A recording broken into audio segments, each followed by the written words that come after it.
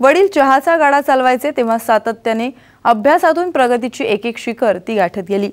CA परीक्षेत उत्तीर्ण झाल्यानंतर साम टीव्हीने तिची दखल घेतली। हे वृत्त पाहून धनश्रीला टीजेएसबी बँकेने नोकरी बहाल केली आहे।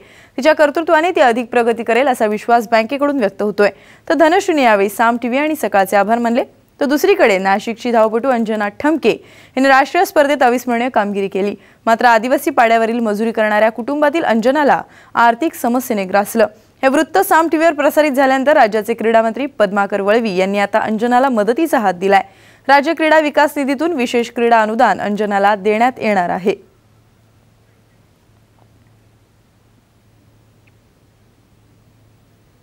सकाळ आणि साम टीव्हीनी जी स्त्री शक्ती अभियान जे राबवलं त्याच्यामधनं जे तुम्ही तोडकरबद्दल म्हटलं होतं आणि त्यातूनही आम्हाला खरी स्फूर्ती मिळाली की आपण जसं समाजासाठी काहीतरी करत असतो तर स्त्री सबलीकरणच्या याच्यामध्ये आपण पार्टिसिपेट व्हावं।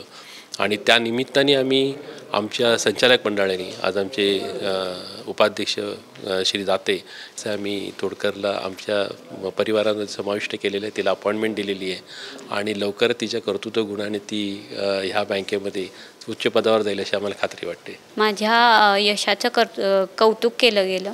तसेच साम टीव्हीवर दाखवलेल्या न्यूजमुळे मी जगभर प्रसिद्ध झाले। टीजेएसबी बँकेतून माझा सत्कार केला गेला होता आणि त्याचप्रमाणे आज त्यांनी मला अपॉइंटमेंट लेटर दिलेलं आहे आणि त्यांची जी टॅगलाईन आहे की रिलेशन्स बियॉन्ड बिझनेस ते त्यांनी आज सिद्ध केलेलं आहे। विद्यार्थी असल्यामुळे त्यांना आम्ही एक रकमी शिष्यवृत्ती देत असतो, ज्याला स्पोर्ट्स शिष्यवृत्ती म्हणतो। तर ते 9,000 रुपये पर गोल्ड मेडल प्रमाणे असतं।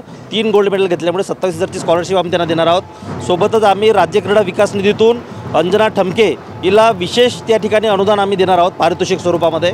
ती रक्कम आम्ही आता आमची मीटिंग घेतल्यानंतर आम्ही करू, पण आम्ही द्यायचं ठरवलेलं आहे।